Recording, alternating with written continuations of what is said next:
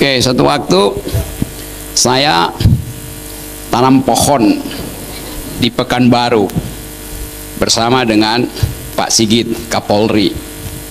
Saya berdiri di sini, Pak Sigit tanam pohon.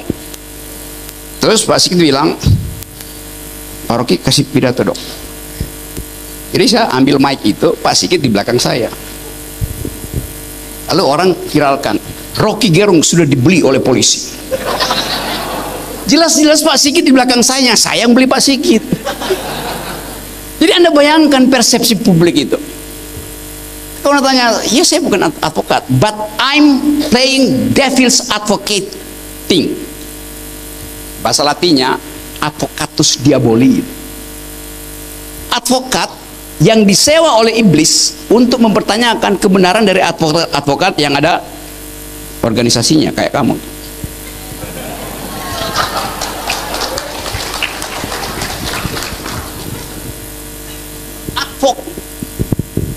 Anda di ujung Siratul Mustaqim, Anda ditanya oleh malaikat baik, oleh malaikat jahat kan? Nah, saya mempraktekkan malaikat jahat. Di dalam hukum prinsipnya, niat baik tidak perlu diuji, niat buruk harus dibuktikan, right? Act of good faith dalilnya. Di dalam hukum ada prinsip bahwa seseorang tidak boleh diduga bersalah sebelum diputuskan bersalah. Tetapi dalil itu, dalil praduga tak bersalah, itu dalilnya hakim, bukan dalil saya. Saya boleh tuduh orang bersalah. Polisi punya hak untuk menuduh orang bersalah. Bayangin kalau polisi punya ikuti prinsip itu, presumption of innocence, ya nggak ada maling dong, nggak bisa dituduh. Jadi kita juga mesti ngajarin advokat ini untuk paham bahwa yang pertama, hukum kita itu masih berbasis pada fondasi filsafat positivistik. Apa itu positivistik? Hukum di dalam bentuk black letter of law, hukum yang tertulis huruf hitamnya di kitab undang-undang tuh. Padahal hukum itu evolve, hukum itu harus ditafsirkan secara hermeneutik, secara semiotik, secara sosiologi, secara filosofis. Karena hukum bertumbuh. Legal norm itu adanya di kitab undang-undang. Tetapi kitab undang-undang itu harus memperhatikan perkembangan dari social norm, norma sosial, culture norms. Nah, itu pentingnya mahasiswa Fakultas Hukum belajar juga tentang legal philosophy atau legal reasoning. Saya mengajar hakim-hakim Mahkamah Agung loh. Saya juga dosen nggak ada orang yang tanya, "Loh, Pak Rocky kan bukan sarjana hukum, kenapa ngajar di sini?" Saya bilang, saya ngajarin sarjana hukum. Saya ngajarin filsafat hukum. Jadi balik pada soal tadi, kita mesti perhatikan bahwa pertumbuhan hukum itu seringkali terlambat oleh pertumbuhan sosial media. Demo-demo kemarin misalnya, siapa yang mau ditangkap polisi? Pedro, karena dia mempromosikan kekerasan. Seorang ahli bahasa, kalau saya dipanggil di situ, saya akan bilang itu adalah bahasa standar netizen yang belum pernah dijadikan sebagai potensi delik dalam KUHP kita. Jadi hukum itu berkembang, ini bahayanya gitu. Jadi segala hal kita uji di dalam kedudukan itu. Nah, saya ingin terangkan sedikit bahwa tadi kita baca bahwa hukum kita itu tetap didasarkan pada legal positivism. Nah, masalahnya orang berhenti pada seseorang yang namanya siapa namanya yang biasa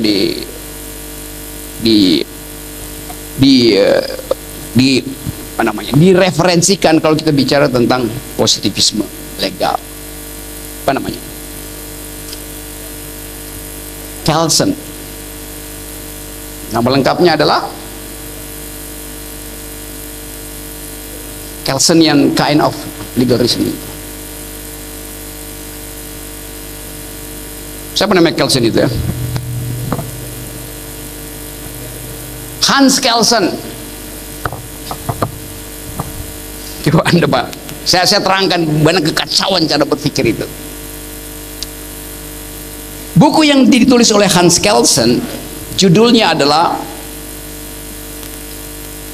Pure Theory of Law, teori murni tentang hukum. Nah, kata pure itu diputar, dianggap buku Kelsen itu Theory of Pure Law, bukan. Banyak mahasiswa, bahkan dosen, guru besar, yang tidak pernah membaca buku Pure Theory of Law yang ditulis Hans Kelsen kira-kira tahun 1950. Lebih gila lagi, orang nggak pernah tahu apa artinya Pure Theory of Law. Artinya satu peristiwa hukum hanya boleh diuji berdasarkan dalil yang ada sebelumnya, yang tingkatannya di atas dalil-dalil yang ada, yang positivistik. Hukum hanya disebut adil bila keputusan hakim itu didasarkan secara koheren pada sejumlah kategori di atas hukum positif itu. Jadi nggak perlu ada pertimbangan sosiologis, karena disebut pure theory of law. Padahal hukum sekarang tumbuh berdasarkan perkembangan sosial, social norm. Salahnya di situ. Jadi anak-anak hukum, saya udah pelajari kurikulum Fakultas Hukum 1 Indonesia, salah membaca Hans Kelsen. Dia salahnya karena dosen-dosen yang ngajarin itu juga tidak tahu bahwa Hans Kelsen itu adalah muridnya Immanuel Kant yang menulis buku Pure Logics. Karena itu Kelsen selalu dianggap sebagai neo-Kantianism. Pure logic artinya terangkan persoalan hanya berbasis pada ketepatan penalaran, force of legal reasoning. Nah, sulitnya di kita kurikulum itu tidak diajarkan legal reasoning, penalaran hukum. Nah, itu yang saya ajarin di hakim-hakim Mahkamah Agung tuh, tentang legal reasoning. Nah, saya ingin supaya Muhammadiyah juga mulai pasang mata kuliah itu legal reasoning, cara penalaran hukum. Saya kasih contoh ya, supaya agak membumi di kota bumi. Kalau misalnya di kota bumi ini ditemukan fakta bahwa kekerasan terhadap perempuan dari tahun ke tahun meningkat, karena itu masyarakat meminta supaya turunkan tingkat kekerasan pada perempuan. Rame-rame datang ke DPR, DPR kirim surat ke DPR, ke pusat, maka dibuatlah KUHP baru. Supaya angka kekerasan pada perempuan menurun, mesti ada efek jerah pada pelaku kekerasan. Betul? Oke, sekarang kita lihat logikanya. Perkosaan, delik perkosaan dituntut hukuman 15 tahun. Tapi dengan 15 tahun, angka kekerasan itu naik terus. Maka diputuskan, perkosaan harus dinyatakan setara dengan death penalty. Maka pemerkosa ancaman minimalnya adalah hukuman mati. Oke? Senang? Senang. Sekarang kita uji logika itu melalui penalaran hukum. Setelah 2 tahun KUHP baru itu diterapkan, tidak ada penurunan angka kekerasan pada perempuan. Yang terjadi justru pemerkosaan plus pembunuhan makin tinggi. Apa penyebabnya? Panggil ulama. Penyebabnya karena si pemerkosa tidak bermoral.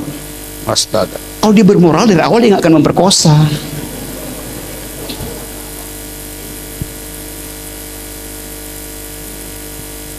Panggil ahli pidana, tambahin hukuman. Loh, hukuman mati udah hukuman tertinggi, death penalty tertinggi. Tidak. Sebelum dihukuman mati, dia diiris dulu, bersihin jeruk, kasih garam, dijemur.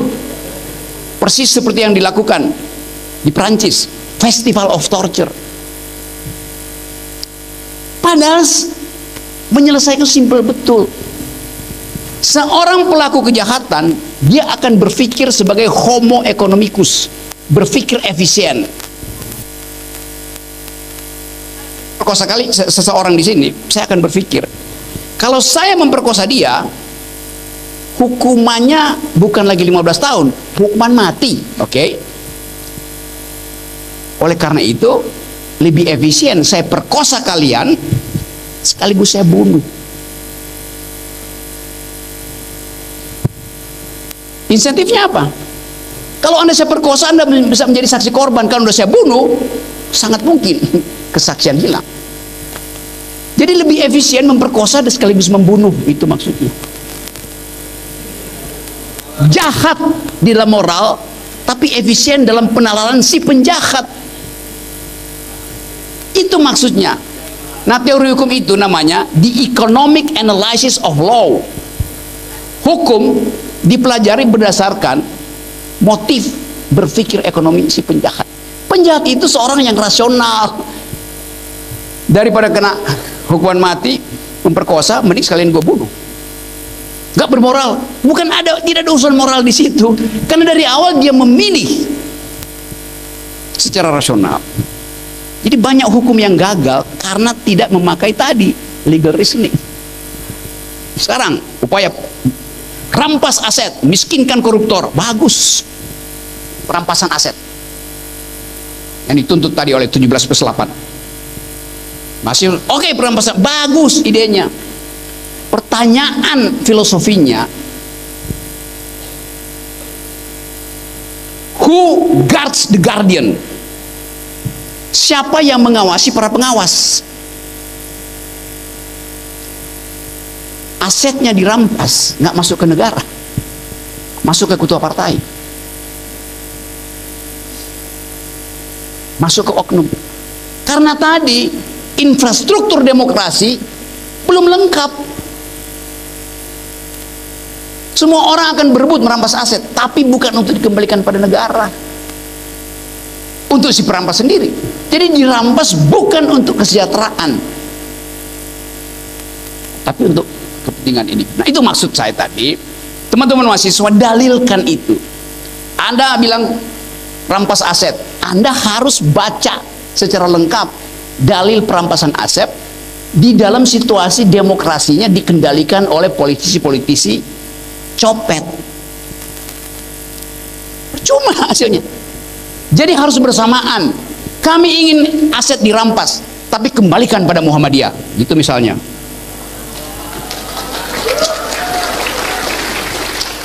Nanti Muhammadiyah distribusikan.